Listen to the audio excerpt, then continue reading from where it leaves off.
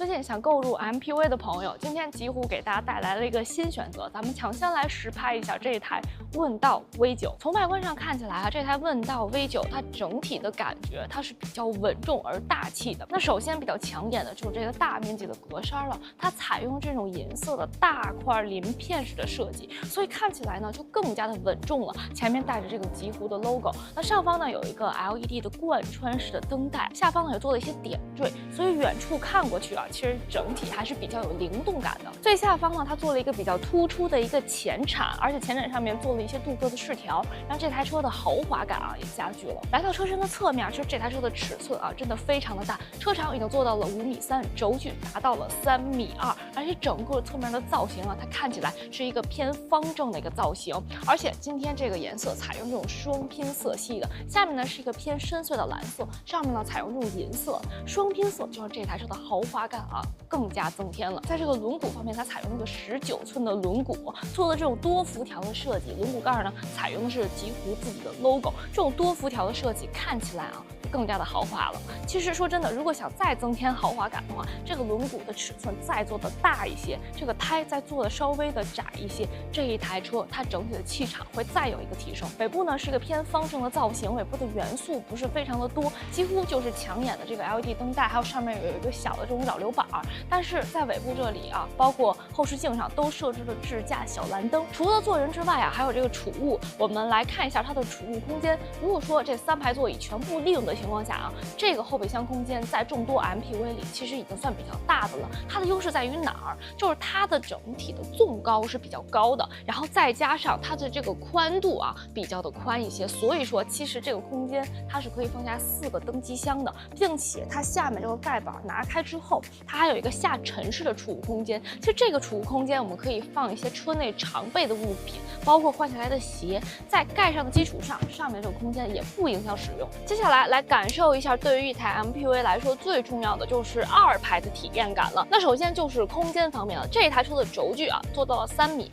它無論是從車長還是從軸距來說，比現在熱銷的這個騰勢 D9啊，它整體的這個空間體驗感從數據上也要大一些，它從這個體感上面也要更大一些。那首先啊，我現在這個座位在於滑軌的偏中後的位置，然後我整體的這個腿部空間啊都是比較舒展的，它是一個全皮的，而且坐起來也是比較這種細膩的。另外呢，我覺得這台車座椅坐的感受，它是比較有支撐性的那種座椅，不是說讓你整個人陷在裡面那種感覺，因為那種你坐時間久了會更加的疲憊，對這個腰背的支撐是不太好的。另外呢，它在這個扶手的內側也是設置了它的通風、加熱、按摩以及零重力座椅的調節模式啊，都設置成了這種實體按鍵的形式在這裡。說真的，我覺得這個按鍵操控起來會更加的方便一些。座椅的電調功能呢，它也是設計在了這裡，包括前後啊，包括腰托呀，以及它的靠背的調節，全部都在旁邊。我覺得這個兩側按鍵啊，其實設置的還是非常方便的，想按哪個按哪個。如果說你比較偏愛實體按鍵的話，那其實這台車你會覺得用起來比較方便。另外，旁邊也給大家設置了這種手機的位置，以及它的這個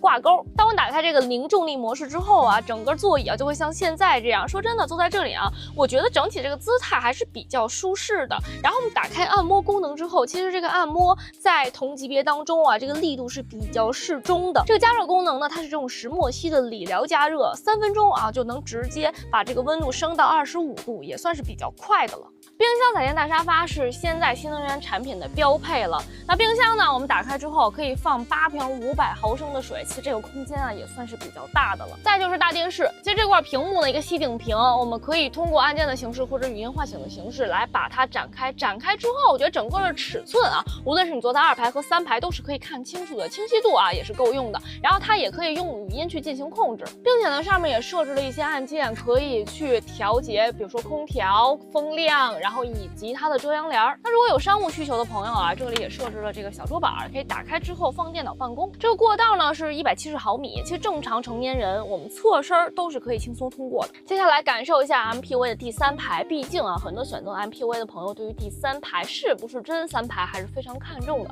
那首先啊，來給展示一下空間。2排座椅在整個滑軌最中間的位置，我一個正常體格的人，我坐在第三排啊，我的這個腿部甚至還有1拳半的距離，頭部呢大概有1拳半的距離，所以說整個坐起來空間還是比較寬裕的。因為第三排這個座椅它設置的比較高，所以說呢我整體的坐姿會高，加上旁邊的舷窗，所以我整個的視野還是比較通透的。另外在第三排的舒適配置上面，兩側啊都設置這種電動按鈕，我可以去用它調節座椅的前後以及它的加熱功能。旁邊包括杯架啊、充電口啊以及儲物格也都設置了。3排也設置了獨立的空調出风口以及它的閱讀燈，而且整個這個天窗的這個面積啊還是比較大的，能到第三排的差不多頭前面的這個位置，整體啊還是比較透亮的。另外啊，因为这台車的天窗它周圍做了一圈這種飾板，所以說它還是挺有一個這種豪華的氛圍感，就像咱們家裡的房子裝了一圈吊頂的感覺。來到前排感受一下它的座艙，其實整體給我的感覺啊，它還是一個比較大氣穩重的感覺的。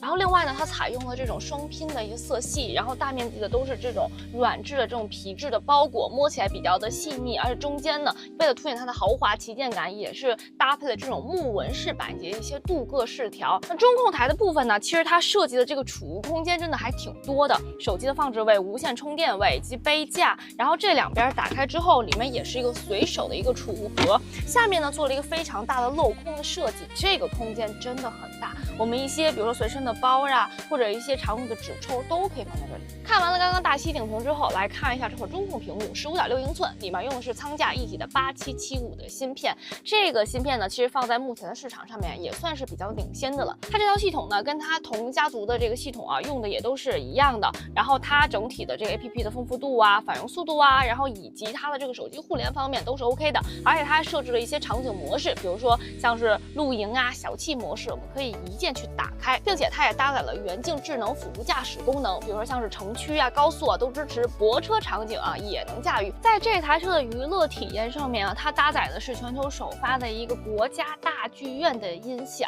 這一套音響啊有頭枕音響，包括全車22個揚聲器，所以也能給你打造一個比較不錯的一個視聽體驗。其實這一台車的尺寸雖然這麼大，但是它的轉彎半徑可以做到5.8米。其實像這個尺寸，比目前市場上熱銷的，比如像是藍圖夢想家呀，它的轉彎半徑都要小。也就是說，這台車雖然尺寸大，但是它的操控起來還是比較靈活的。值得跟大家分享的還有這台車底盤方面，它採用的是前雙叉臂加上後5連桿，所以說它可能開起來會比較舒適，而且它還搭載了這個磁流變悬架。其實這個懸架啊，它在同級別當中也是比較少見的。有了它之後啊，它的這個舒適的體驗感會更好。有了這一套比較舒適的組合之後啊，第三排的乘客也能沒有那麼暈車。這台車呢，它是一個增程的產品，而且全系都是標配了寧德時代的電池，有大廠電池保證。它的純電續航 CLTC 可以做到300公里，它的綜合續航呢是1330公里，而且呢它也擁有這個3C 的快充功能，從20%充到80%啊是需要15分鐘。這台車在動力方面，它的峰值功率可以做到227千瓦，它的峰值扭矩呢是320牛米，100公里加速啊可以做到7.9秒级。其實7.9秒对於這麼大個 MPV 來說啊，開起來按說是應該沒有肉感的。那所以說我們後續的試駕再來跟大家去分享它的駕駛感受。再來聊聊它的用車成本問題啊，其實這麼大個 MPV，它的這個油耗可以做到6.8升每100公里，你合下來其實每公里才1毛錢左右。總的來說呢，問到 V9這一台車啊，它大氣穩重的造型外觀，加上它非常寬敞的空間，無論你是家用還是商用來說，都能夠滿足你的多種需求。再加上它全系寧德時代和續航1330公里的一個長續航，讓你免去了對於新能源車的一些焦慮。所以說，其實這台車啊，等一等它的價格，如果它價格合適的話，那其實它將會是一個非常有性價比的一台旗艦級的 MPV 車型。看完了這台車的靜態方面啊，是不是已經期待這台車的動態試駕了？等下一期給大家分享一下它動態試駕的感受，你再決定要不要買。